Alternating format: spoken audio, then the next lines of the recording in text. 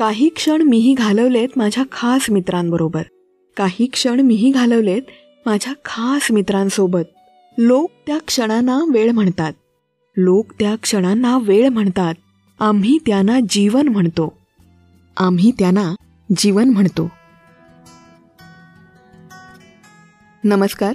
शब्दफुले या आपल्या मराठी पॉडकास्टवर 42व्या भागात मी सुजाता आपलं मनःपूर्वक स्वागत करते.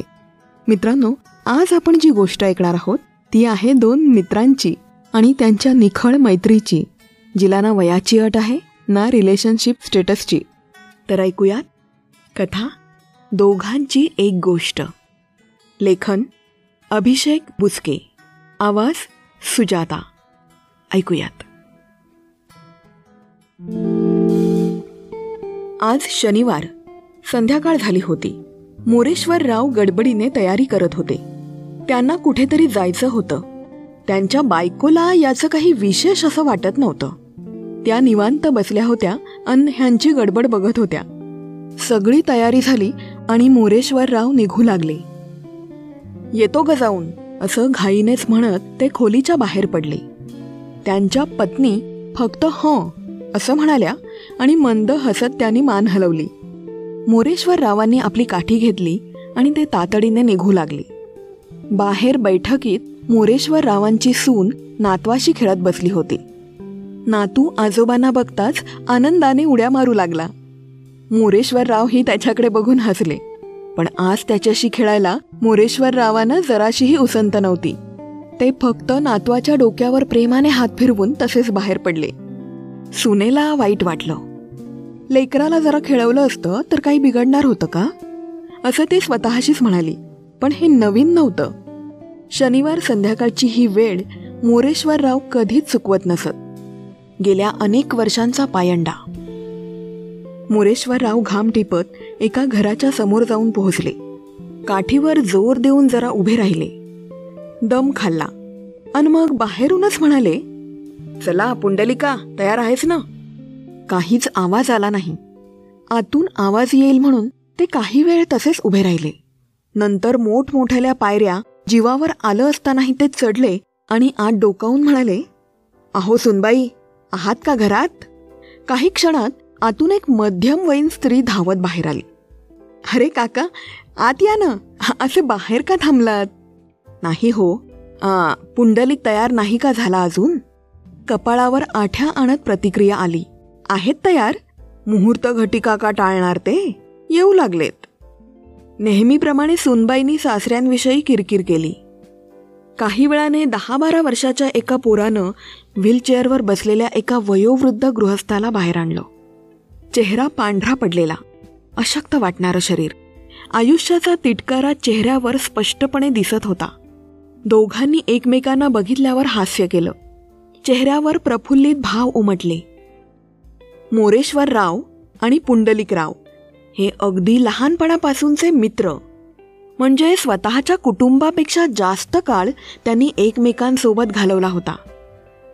घरेजवळ एकच शाळा, एकच कॉलेज, मग एकच ऑफिस असं करत त्यांची जोडी कधीच तुटली नाही. आयुष्यातील गोड कटू प्रसंगी त्यांनी एकमेकांची संगत केली होती. इतर कोणालाही माहीत नसावीत इतकी एकमेकांची गुपितं त्या दोघांना माहीत होती. मैत्रीत दुरावा म्हणून कधीच आला नाही. नदीला किनाऱ्याची साथ असते तशी त्यांनी एकमेकांची साथ कधीच सोडली नाही. आयुष्यात ते एकमेकांचा केवळ आधारच नाही तर सवय म्हणून जगत होते. एक समांतर कुटुंब. शनिवार हा त्यांचा ठरलेला वार. लहानपणापासूनची सवय किंबहुना संस्कार. लहानपणी आईसोबत ते गावातील शनी मंदिराला जात असत. आणि याची कधी सवय लागली हे त्यांनाही कळलं नाही. पण हे व्रत अविरतपणे चालू होतं, अगदी वर्षानुवर्ष. आषाढीला वारी निघते तशी दर शनिवारी या दोघांची वारी शनी मंदिराकडे निघे. दर शनिवारी संध्याकाळी हे दोघं मिळून शनिदेवाला पिडायला जायचे म्हणजे जायचेच. म्हणजे शनिवारी हे दोघं आले नाहीत तर शनिदेवालाही शनिवार असल्याचा फील येत नसेल. पुंडलिकराव यांची अवस्था खूप खराब होती. केवळ शारीरिकच नव्हे तर मानसिक आणि कौटुंबिक बाजूवरही ते अपंग होऊन बसले होते.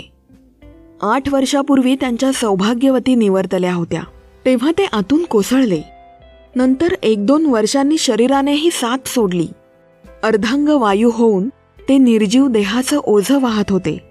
जसं जसं मुलाला सुनेला त्यांच्यामुळे कष्ट पडू लागले तसं त्यांनाही पुंडलिकराव नकोसे झाले होते. निष्क्रिय झालेली वस्तू आधी निरुपयोगी होते आणि नंतर अडगळ. पण नशिबी आहे म्हणून जगणं भाग होतं. आयुष्यात येणारे दिवस कुठल्या तरी आशेवर ढकलणं चालू होतं. आयुष्यात कठीण प्रसंग अन वावटळी बऱ्याच आल्या, पण त्यांचा सखा, त्यांचा मित्र अन सर्वस्वी आधारस्तंभ असलेल्या मोरेश्वरने त्यांना कधीच अंतर दिलं नाही. आयुष्यातील प्रत्येक खडतर प्रसंगी त्यांनी एकमेकांची साथ निभावली होती. शरीराने अपंग झालेल्या पुंडलिक यांना घरातून बाहेरही जाता येत नव्हतं. मुलगा सुनेला त्यांच्यावर वेळ देणं म्हणजे फुकटचा वेळ घालवणं असं वाटायचं. पण मोरेश्वरराव न चुकता त्यांना संगत म्हणून यायचे. स्वतःचं वय झालेलं असतानाही व्हीलचेअरवर कसं तरी दर शनिवारी त्यांना शनी मंदिरापर्यंत नेत असत. नवनवीन पुस्तकं आणून देत, मनोरंजनाच्या किंवा कामाच्या वस्तू आणून देत. महत्त्वाचं म्हणजे दररोज येऊन त्यांच्यासोबत वेळ घालवत असत. आयुष्यात ज्या क्षणी बोलायला कोणीतरी असावं, मनातील खंत सांगता यावी यासाठी कोणीतरी असावं असं वाटायचं, तेव्हा तेव्हा मोरेश्वरराव हजर असायचे. मैत्री मैत्री म्हणजे तरी अजून वेगळं काय असतं? पुंडलिकराव सतत यावर विचार करत बसायचे. आयुष्यात हा एक जीवाभावाचा मित्र कमावला याचं त्यांना खूप अप्रूप वाटायचं. हा जर नसता तर माझं आयुष्य कोपऱ्यात पडलेल्या, अडगळीत पडलेल्या निर्जीव वस्तूप्रमाणे झालं असतं. आपलं आयुष्य आपलं नसून आपल्याला असलेली कक्षा ही मोरेश्वर भोवती फिरणारी आहे. चंद्राला जसं स्वतःचा प्रकाश नसतो, तो सूर्याच्या प्रकाशामुळेच तेज प्राप्त करतो. त्याला स्वतःची कक्षाही केवळ पृथ्वीच्या अस्तित्वामुळे असते. मीही आज जो काही जगतो आहे तो केवळ मोरेश्वरमुळेच आहे. मोरेश्वरराव ही अतिशय मनापासून मित्राची साथ देत होते. लहानपणी मोरेश्वररावांच्या घराची आर्थिक अवस्था फार बरी नव्हती. त्या काळात पुंडलिकरावांनी जीव तोडून केलेली मदत त्यांना आठवायची. केवळ उपकारांची परतफेड म्हणून नाही, तर माणूस आणि मित्र म्हणून ते पुंडलिकरावांना खूप मानायचे. मनात कधीच कसलंच जळमट नसल्याने त्यांच्या नात्यात एक निर्मळता आली होती. कदाचित माझ्या असण्याला, माझ्या व्यग्र असण्याला पुंडलिकच कारणीभूत आहे असं मोरेश्वरराव समजायचे. तो जर नसता तर माझं आयुष्य रिकाम्या गोदामाप्रमाणे निरर्थक झालं असतं असं ते नेहमी स्वतःला सांगत. ज्याचं रोजचं आयुष्य अक्षरशः जवळून अनुभवलं आहे, तेच जर नसतील तर माझं अस्तित्व तरी उरेल का, हा प्रश्न त्यांना नेहमी सतावत असे. एकंदरीतच ते एकमेकांच्या सवयीने ग्रासलेले होते. एकमेकांच्या सानिध्यात राहून त्यांच्यातील बंध इतके घट्ट झाले होते की त्यांना स्वतःचं असं वेगळं अस्तित्वच उरलं नव्हतं. गेली 5-6 वर्ष मोरेश्वरराव पुंडलिकला व्हीलचेअरवरून मंदिरात नेत असत. यासाठी त्यांना खूप कष्ट पडत, पण ते काही त्यात कधी कुचराई करत नसत. नेहमीप्रमाणे ते आजही मंदिरात आले. सावकाश दर्शन झालं. दर्शन झाल्यावर ते थोडा वेळ तिथे बसत. ट्रेनची वेळ झाल्यावर ती येते, त्याचप्रमाणे काही वेळाने चंदू स्वतःहून चहा आणून देत असे. ह्या चंदूला तर दोघांनी लहान असल्यापासून बघितलेलं. तो आधी तिथे चहाची टपरी चालवायचा. त्याचं घर तिथेच होतं. कालांतराने ती टपरी बंद पडली, पण दर शनिवारी तो घरून चहा बनवून या दोघांना आणून देत असे. या दोघांना चहा आणून देई आणि सलाम करून निघून जाई. पुंडलिकरावांची सिगार मोरेश्वरराव घेऊन येत असत. पुंडलिकराव मस्त सिगार ओढत. आठवड्यातील एकमेव सिगार. घरी त्यांना सिगार ओढायला बंदी असे. सुरकुतलेली कातडी, पिकलेले केस अन अंधूक झालेली नजर घेऊन ते जुन्या आयुष्याच्या गप्पा करत असत. संध्याकाळी 9च्या सुमारास दोघे परतत.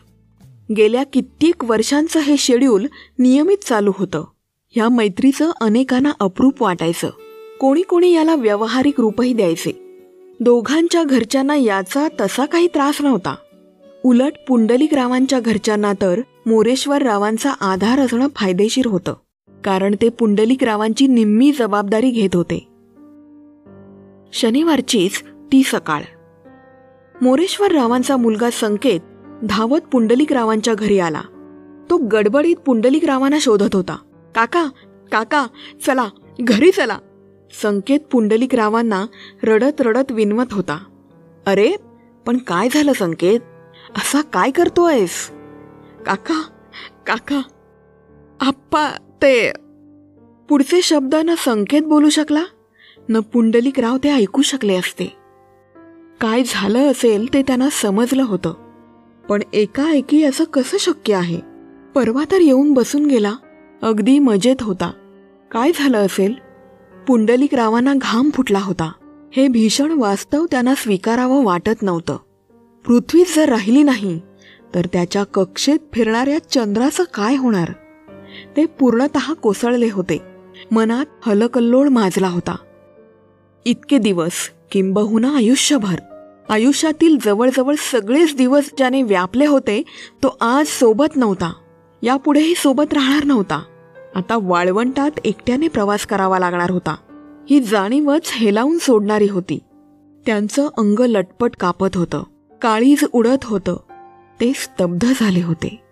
इतिहास, आठवणी डोळ्यांसमोरून वेगाने धावत होत्या. पुंडलिकरावांना मोरेश्वररावांच्या घरी नेण्यात आलं. तिथे निर्जीव होऊन पडलेला मित्राचा मृतदेह पाहून त्यांना आवरता आलं नाही अन ते मोठमोठ्याने रडू लागले. जणू काही सर्वस्व गमावल्याप्रमाणे विश्वाच्या पटलावर आपण एकटेच असल्याची जाणीव त्यांना होत होती. पत्नी गेल्यानंतरचा हा धक्का त्यांच्यासाठी खूप मोठा होता. आता आपलं म्हणावं, बोलता यावं असं कोणीच उरलं नाही. ही वेदना खूप आतवर भिनली गेली होती. समोर जाऊन बसल्यावर मोरेश्वरांच्या पत्नी समोर आल्या अन त्यांनी पुंडलिकरावांकडे एक चिठ्ठी दिली. भाऊजी, हे त्यांनी लिहून ठेवलं होतं तुमच्यासाठी. ती चिठ्ठी पुंडलिकराव हातात घेतात. पाणावलेल्या डोळ्यांसमोर एक घडी केलेला कागद असतो. डोळे पुसून ते चिठ्ठी उघडतात. एकाएकी बसलेला धक्का अन रडून मेंदू सुन्न झाला असल्याने सुरुवातीला अक्षरही अनोळखी वाटू लागतात. काही वेळाने मेंदू स्थिर होतो अन ते पत्र वाचू लागतात. मित्रा, माझा प्रवास संपत आहे. तुझी साथ आयुष्यभर मिळाली. आपली मैत्री अनमोल आहे. माफ कर, तुला सोडून जात आहे. पण आता जावं लागेल. माझा रामराम घे. शनिदेवाला एकटं जाशील ना रे? हे वाचून पुंडलिकराव अंतर्बाह्य निश्चल झाले. मित्राने जातानाही माझा विचार केला म्हणून त्यांना आनंद होत होता. मृत्यू समजला असतानाही ते जुन्या सोबत्याप्रमाणे त्याच्या सोबत निघून गेले. वाईट वाटत नव्हतं, पण एकटेपणा जाणवत होता. मन हळूहळू स्थिर होत गेलं. एक प्रकाश डोळ्यासमोर दाटला. अनंतात उभा मोरेश्वर मित्र दिसत होता. त्याने फक्त आपला हात समोर केला. क्षणाचाही विलंब न करता पुंडलिकरावांनी आपला हात त्यांच्या हातात दिला. देह हलका झाला. पुंडलिकरावांचा निर्जीव देहही तिथेच कोसळला. शेवटी मैत्री कायम राहिली. शनिवारी मोरेश्वरराव पुंडलिकरावांना घ्यायला आले. ते थांबले. वाट बघत उभे होते. दोघे मिळून आता शेवटचा प्रवास करणार होते. दिये जलते हैं, फूल खिलते हैं. दिये जलते हैं, फूल खिलते हैं. बड़ी मुश्किल से मगर दुनिया में दोस्त मिलते हैं. बड़ी मुश्किल से मगर दुनिया में दोस्त मिलते हैं. समाप्त. कथा दोघांची एक गोष्ट. लेखन अभिषेक बुचके. आवाज सुजाता. तर मित्रांनो, ही दोन मित्रांच्या मैत्रीची कथा कशी वाटली मला नक्की कळवा. माझ्या मनाला ही कथा स्पर्श करून गेली आहे. तुम्हाला कशी वाटली नक्की जाणून घ्यायला आवडेल. अशाच प्रकारचं तुमचं स्वतःचं साहित्य जर तुम्हाला शब्दफुलेला पाठवायचं असेल तर shabdafule@gmail.com ह्या ईमेलवर नक्की पाठवा. शब्दफुले इंस्टाग्राम, फेसबुक पेज इथे मला तुम्ही कमेंट करून कॉन्टॅक्ट करू शकता, मेसेज करू शकता. त्याचप्रमाणे शब्दफुले यूट्यूब चॅनल सबस्क्राईब करून इथे कमेंट करू शकता. मी तुम्हाला नक्की प्रतिसाद देईन. तर मित्रांनो, शब्दफुलेच्या 42व्या भागात मी सुजाता तुमचा आत्तापुरता निरोप घेते. Stay blessed, stay blissed. Thank you. धन्यवाद.